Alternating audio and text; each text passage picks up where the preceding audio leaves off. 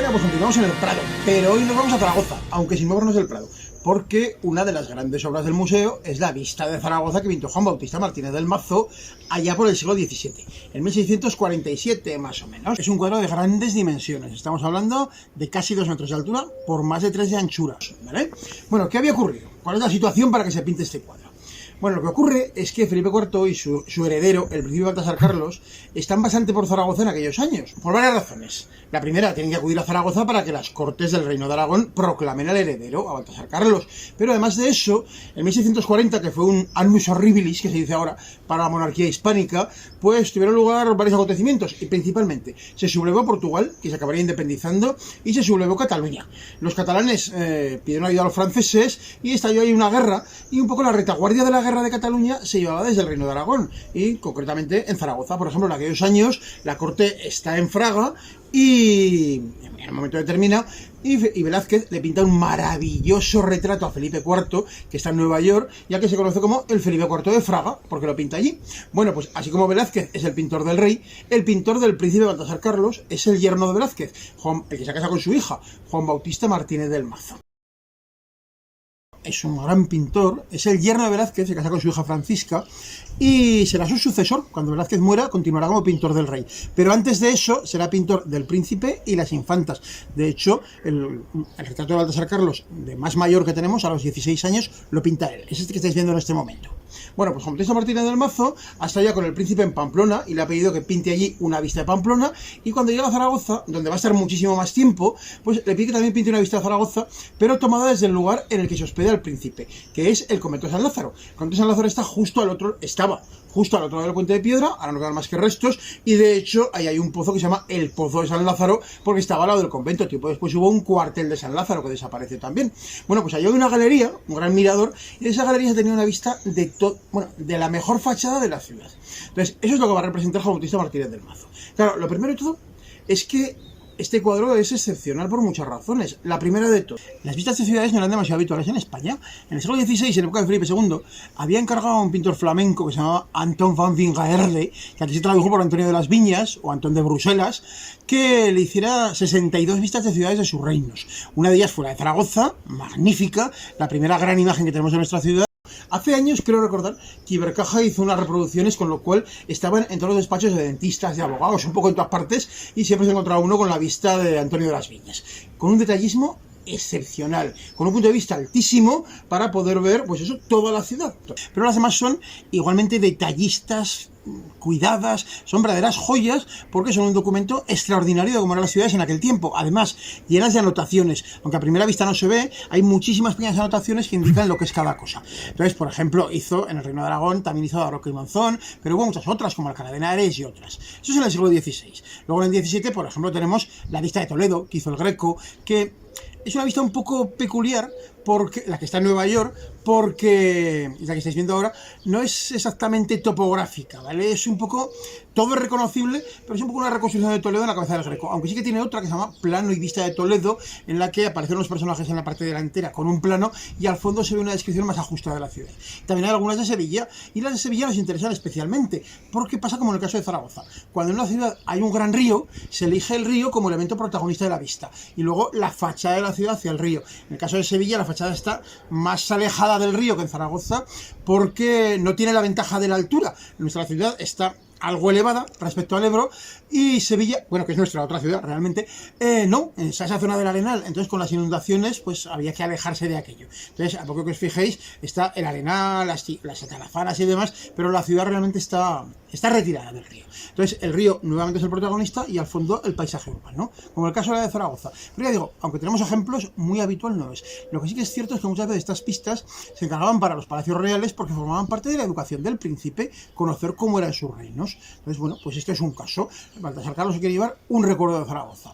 No solamente es una vista detalladísima de la ciudad, es un documento de cómo era Zaragoza en aquel momento, sino que además nos muestra otra cosa, y es que eso que nos han dicho toda la vida, de que Zaragoza ha crecido dándole la espalda al Ebro, es absolutamente falso. No hay más que ver este cuadro, porque el Ebro es la calle mayor de Zaragoza. Ya no estoy hablando solamente de la representación del río, sino de la vida en torno al río, tanto en la orilla de enfrente como en el mismo río, como en la orilla en la orilla del Pilar. Claro, ¿por qué Zaragoza creció básicamente en esa orilla? Por una razón, pues porque está más elevada. Entonces, ¿qué pasa? Claro, las riadas del Ebro eran muy habituales y eran tremendas. 2 años antes había habido una. ¿No os habéis fijado en el Puente Piedra? Pues los arcos centrales están hundidos. Entonces, claro, había habido una riada y tardarían unos 15 años en reconstruir los arcos. La piedra era escasa, siempre ha sido escasa aquí, entonces tardaron mucho tiempo y mientras tanto utilizaban el de tablas. Pero aquella riada fue especialmente dura. Fue un miércoles de ceniza del 1643, y los monjes del convento de predicadores, los dominicos, el convento de predicadores que estaba en la calle Predicadores, del que se conserva poco, pero mucho más de lo que la gente piensa, porque se conserva el dormitorio de los monjes, que ahora es la capilla de la Casa de Amparo, y también el refectorio y el almacén, la cilla, que ahora es la biblioteca del agua. Bueno, pues en ese convento sufrieron muchas inundaciones, y los monjes llevaban el registro y lo cuentan. Y aquella de 1643 debió ser especialmente terrible, porque el agua saltó 1 metro por encima de la tapia del convento, para que os hagáis una idea, ¿eh?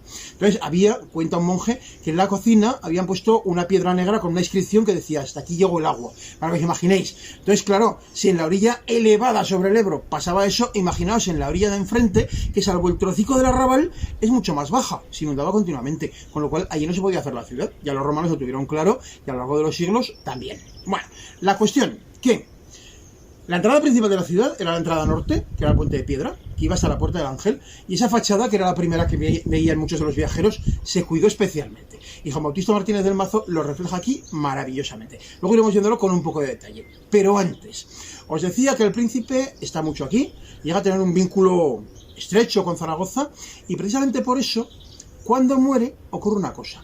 Porque él muere aquí, con 17 años.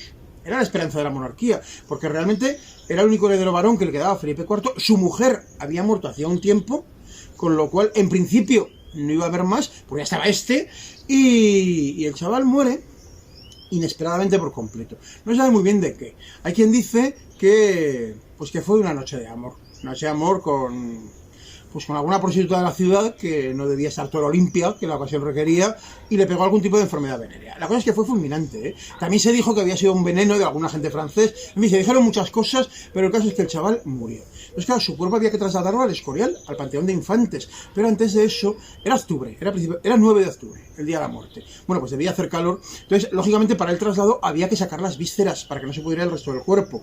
Entonces, ¿qué pidió la ciudad de Zaragoza? Pues que el corazón se quedara aquí. Y el corazón se enterró en el aseo.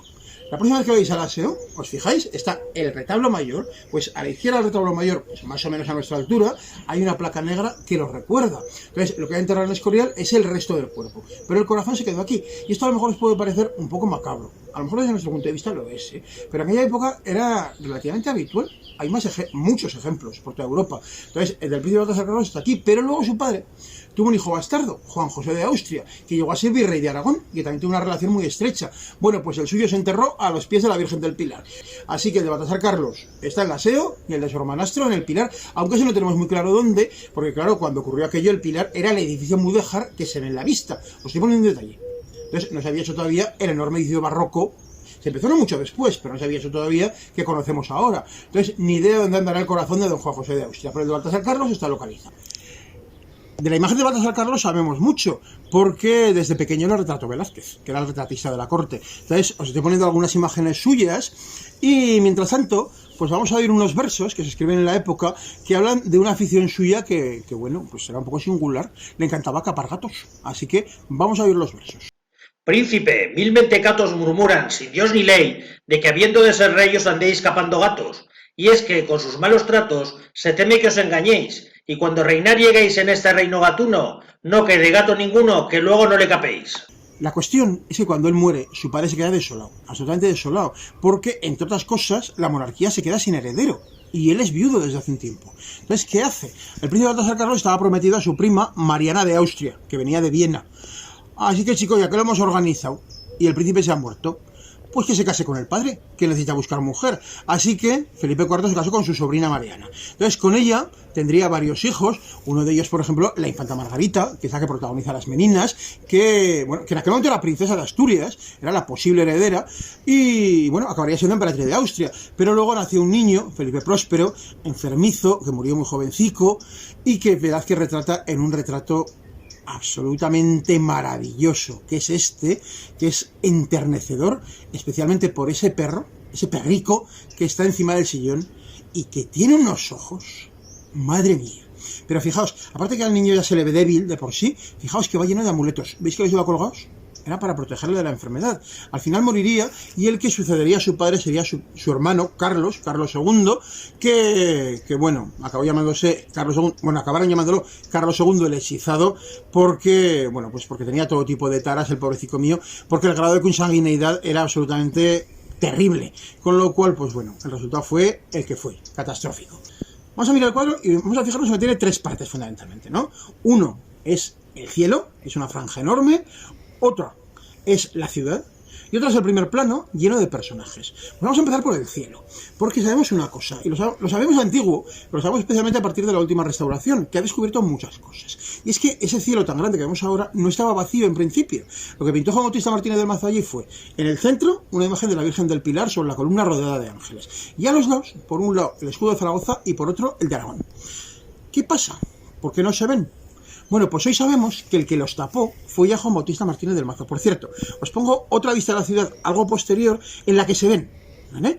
Seguramente inspirada en aquella que ya era muy popular. De hecho, el cronista de Aragón, Juan Francisco Andrés de Uztarroz, había escrito un libro en el que dedicaba un capítulo a hablar de la vista.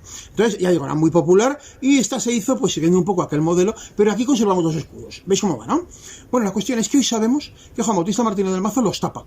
Y los tapa seguramente porque desequilibraban completamente la composición del cuadro. Entonces, el peso estaba en el cielo en vez de estar en la parte de abajo, que era donde interesaba. Entonces, bueno, los tapó. Le costó taparlos, debe ser sencillo, porque tuvo que raspar todo aquello, poner una capa de imprimación para poder pintar encima, y todo esto lo ha descubierto la última restauración. Pero, igual que Juan Bautista Martínez del Mazo había decidido taparlo, pues ellos hicieron lo mismo. Es lo que se llama un arrepentimiento. Entonces, muchas veces pasa una cosa, que por mucho que se cubran, acaban saliendo y se acaban viendo. De hecho, cuando uno ve el cuadro se ve ahí una pequeña sombra, que es esto mismo.